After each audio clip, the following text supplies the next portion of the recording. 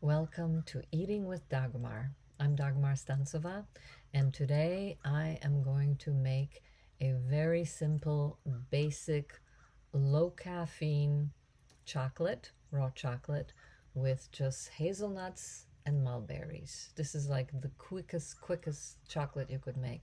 But before I get into that, I just wanted to show you from my last recipe, which was the creamy nectarine treats.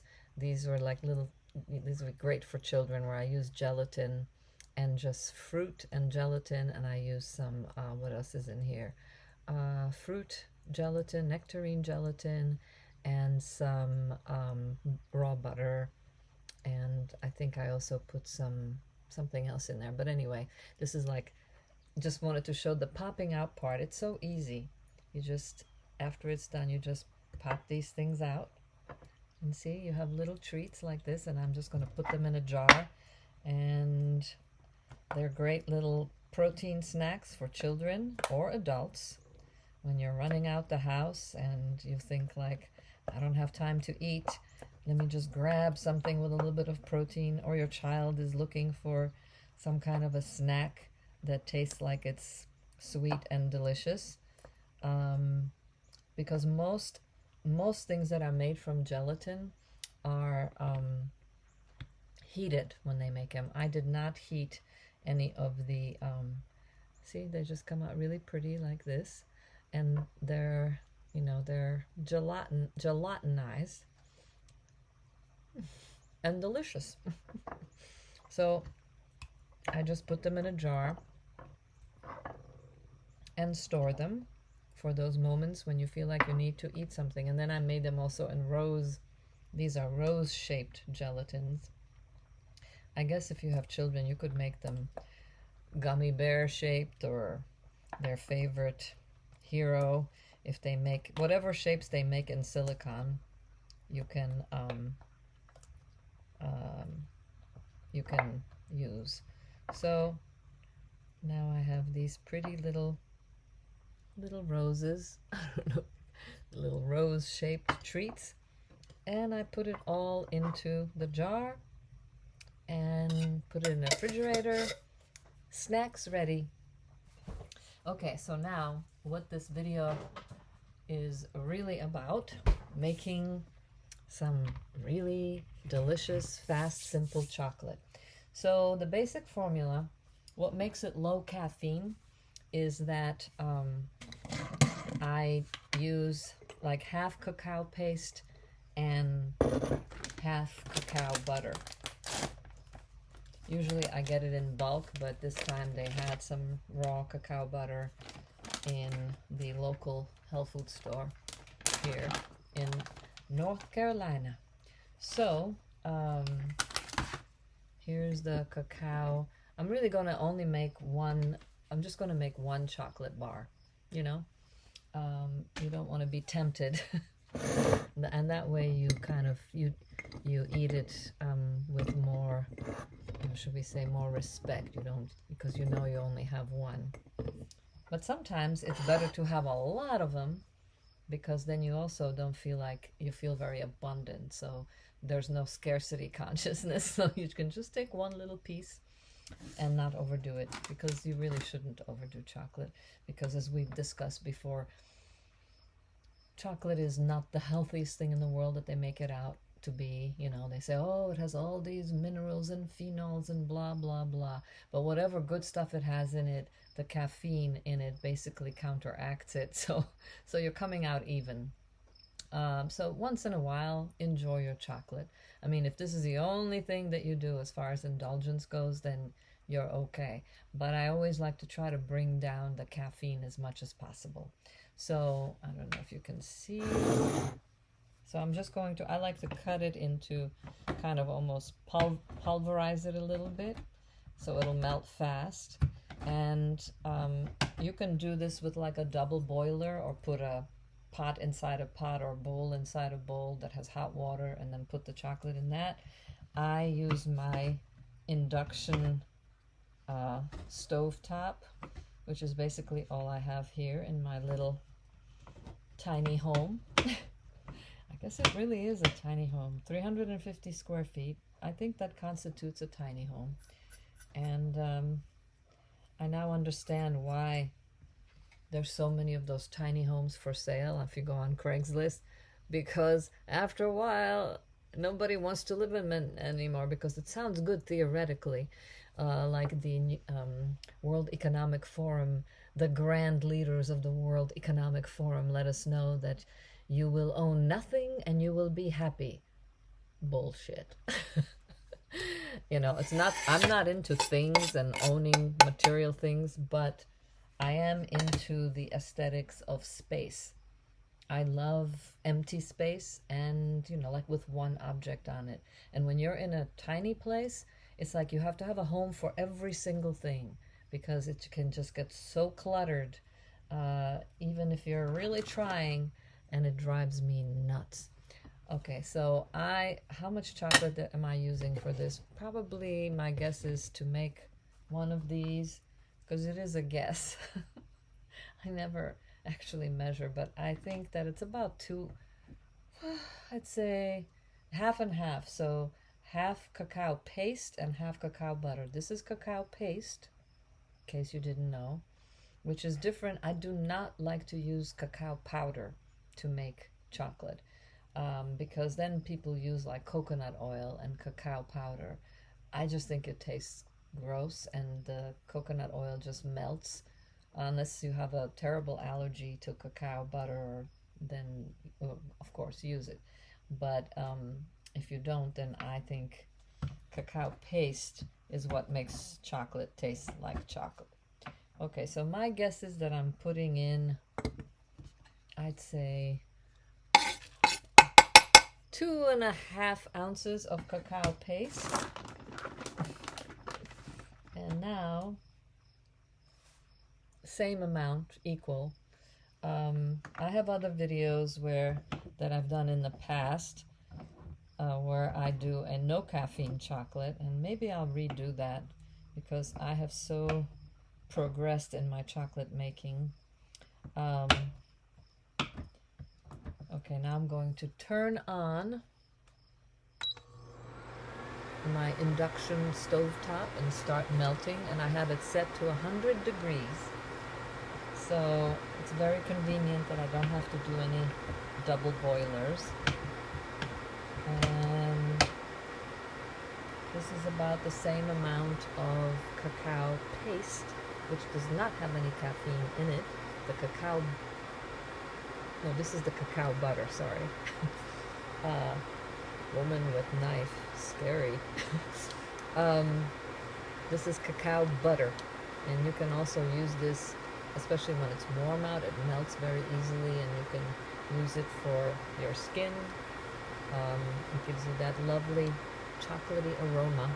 So now I'm going to put that, mix that with the cacao paste.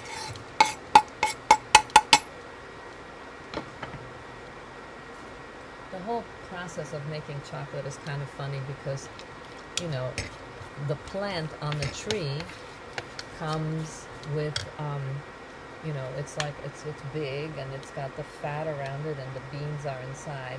And so we take the plant, and then we separate the fat, which is the cacao paste, and then we take out the beans, we separate those, and then once you grind those beans, all the oils come out of them, and they become like chocolate, and then we harden it. And so this is basically this is the cacao beans, but I find that in the cacao paste form, it's better than just the dried up beans. It's just got a richer flavor, because it's been probably more processed. But this is still supposed to be raw cacao paste. So it's like we take it apart in the plant when we harvest the plant, and then when we make chocolate, we put it back together. So, and then you're going to see the whole, even worse than that, I'm going to take cacao nibs, which are basically the beans cut into little pieces. They're really bitter, and they give the chocolate a nice crunch, and add a texture. So humans, we are very peculiar creatures. We do all kinds of things that almost don't make sense. So, okay, it's nice and melted now. And I think that'll be perfect to make one bar. And now I have some hazelnuts that I soaked and then dehydrated, and I soaked them in Celtic sea salt. And so they're, even though they're basically raw, but when you dehydrate them for like 3 to 5 days, it's like they're roasted, but without being having all the good stuff in them be dead, and and the fats are not exposed to the roasting heat, so they actually have a crunch as if they were roasted, but they're not. And the taste too. See, they're not soft and mushy the way raw nuts can be. Okay, so I'm going to take maybe a handful. You can see, not much. A handful of these. And I'm going to cut them, but not into small pieces.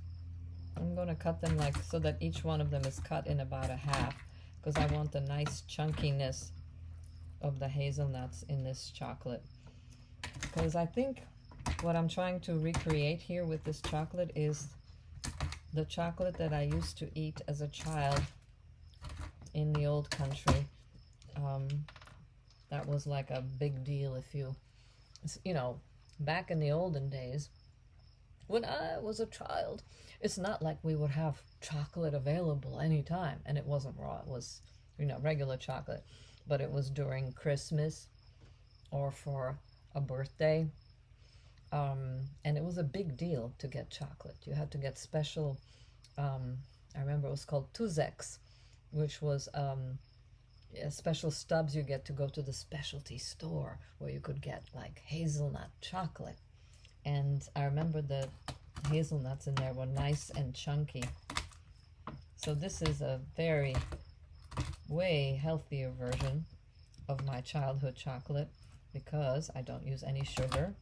I will only use a tiny bit of the raw honey that I got locally here in Black Mountain, North Carolina, from a amazing man who collects the honey himself. And I think today I'm going to use the sourwood honey. It's like the clearest honey you've ever seen. Really a beautiful, beautiful honey. And the taste is as beautiful as it looks, unlike some people in Hollywood. I don't know why Hollywood keeps popping in. I guess because I'm not there anymore. It's easier to talk shit about Hollywood. While I was there, I think I kept trying to make it like, you know, make excuses for its Babylon-like quality. What I'm doing right now is I'm just removing these what do you call it, the skins of the hazelnut. Some of them are coming off, so I thought, oh, why not? I'll just remove them. And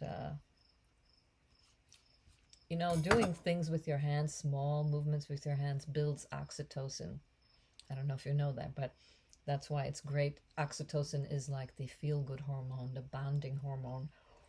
So it's good to do things like what I was just doing, building my oxytocin. It's good. That's why I like knitting or gardening or what else do you do with your hands that's like this? Knitting, well, playing violin or piano. Okay, so now I have... It took an extraordinarily long time to just cut up some hazelnuts. I'm going to put them... oh, this is what I'm warming it in, because I can only do it to 100 degrees. I don't need to do double boiler. So here's the melted chocolate. with the wooden spoon that my mother used for the last 10 years of her life.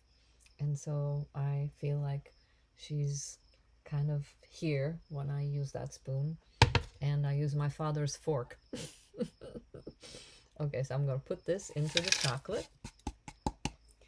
And now I'm going to take some mulberries, which you can do black mulberries, or these are just standard mulberries. Also a very small amount. And these I will cut up really small because they have like a caramel-like flavor.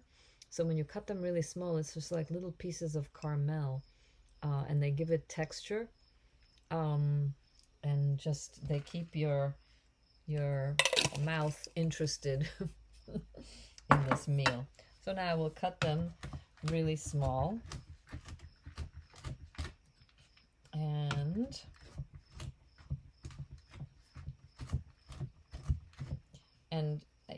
you know, this will be so much faster if I'm not talking, of course. But then it's fun. I mean, I like it if there's somebody, if there's a live person around. I love it when there's live people around and you're just chatting while you're making food. Or I also enjoy being the one who's sitting and keeping someone else company who is making food. It's like a ritual. And I guess for me, it's just like when I was doing my one-woman show, which is on my YouTube channel. Please check it out. It's called Loose Underwear. And right before the pandemic happened, I was about to tour the world with it. And then I discovered that no theater will have me because I did not participate in the experimental jabber-jabby injection. The reason I brought that up is because to me, all performance, all art, whether it's film, theater, music, whatever, it is a ritual. It's a sacred event.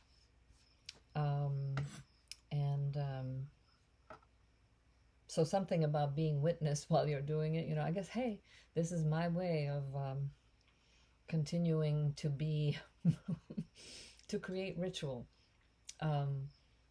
Performance is ritual. You're putting a spell, you know, that's the word spelling, you know, words, anything that comes out of your mouth, it's a spell. We're all spellcasters. I'm casting a spell right now. And anyone who makes any art. So you can abuse this spell ability that we have, or you can use it for good. So I'm trying to cast a spell of vitality and originality and just being who you are. But there was something else I was going to say. Oh gosh, now it's just left me. Was it about Hollywood? I don't know. Anyway, here. This is now cut up into little pieces. I'm putting it in there. So, and then, you know, my whole thing is salty, sweet, sour, fatty. Do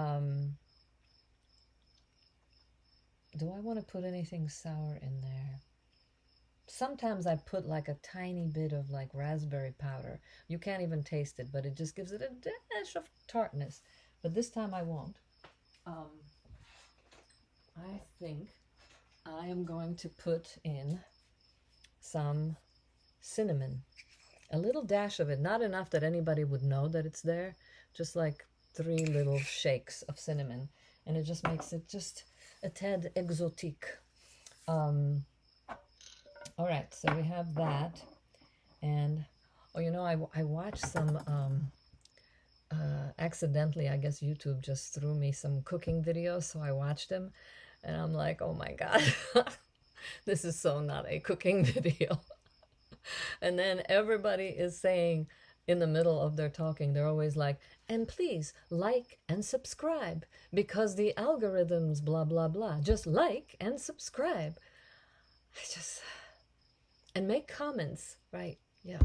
Oh, comments I like, but the like and subscribe. I just don't think I don't know. I don't think I have that commerce driven thing in me that I can do that with a straight face, while I'm cooking. Hey, please like and subscribe to my channel. Uh, I don't know. I don't know why that is. But it is what it is. So I have to be true to myself. And I don't think I'll be saying like and subscribe. But do check out my loose underwear show. Yeah, that was yeah. So it's on my channel. It's just an hour long. I think it's an interesting piece, and it's about the daughter of a New Age Holocaust survivor who finds a very unusual way of healing the wounds of her ancestors. And yeah, it's got the Holocaust in it, but it is funny. It is funny. I wrote it, and I perform it.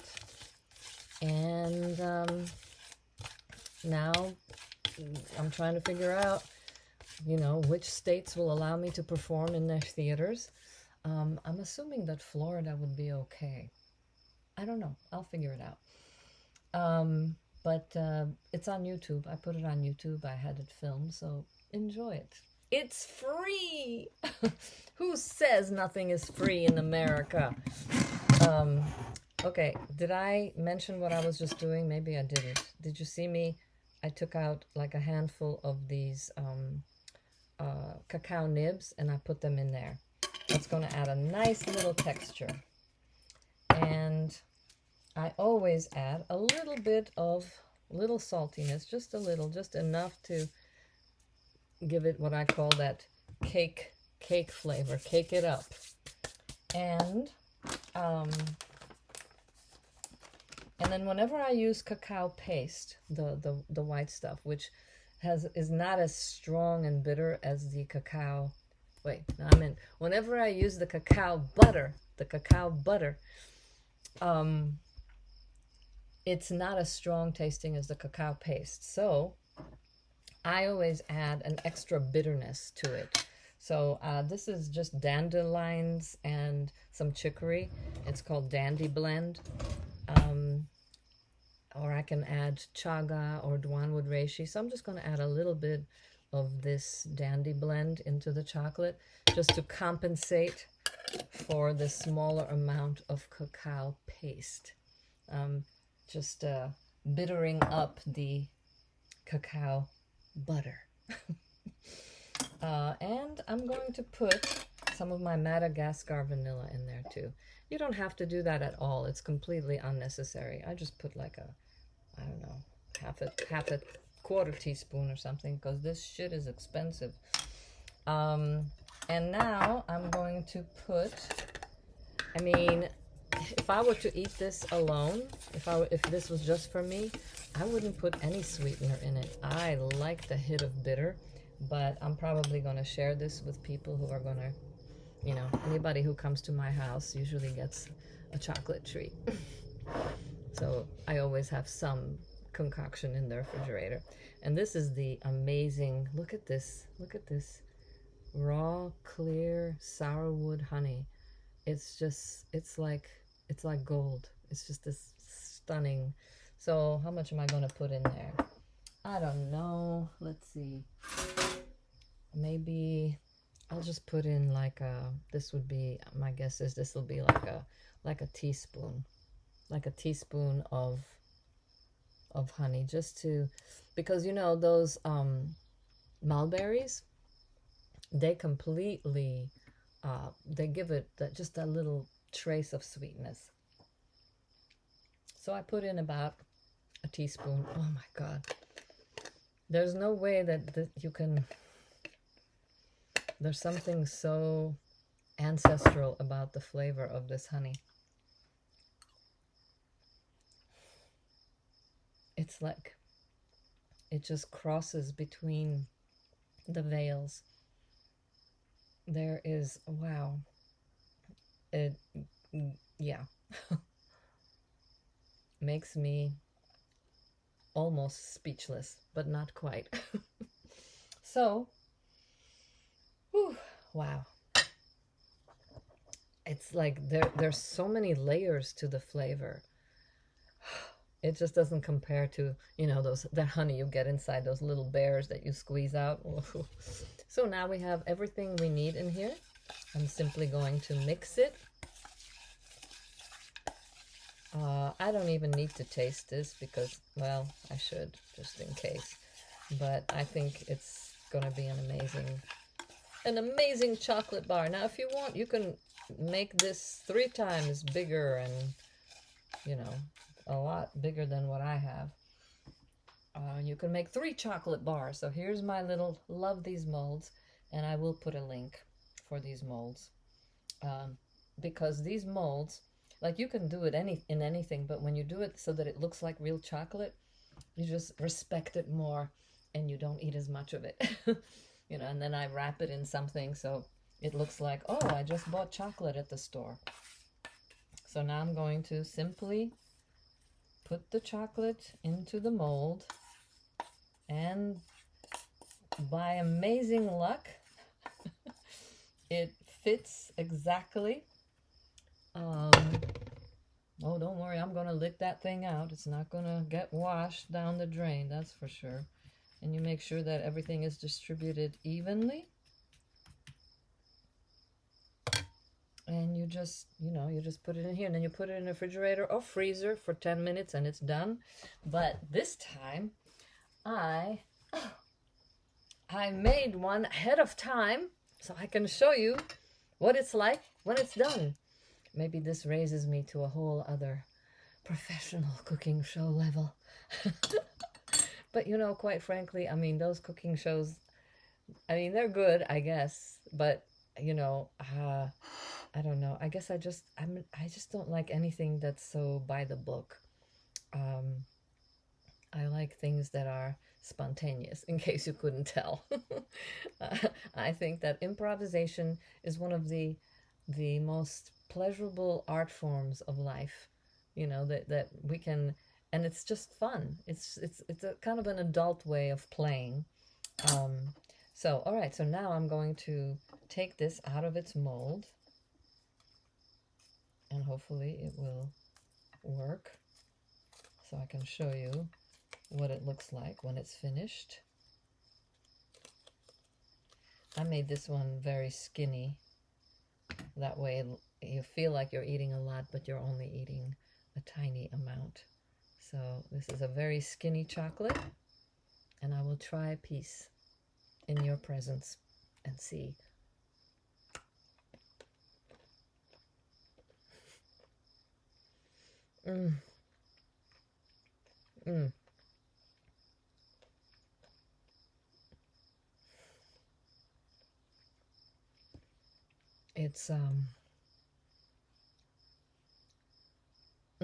It's just like the bitterness is just so grounding and nourishing. There's a lot of magnesium in the mulberries. That's one thing. I try to compensate for the loss of minerals that the caffeine will create. And the hazelnuts in there are just right.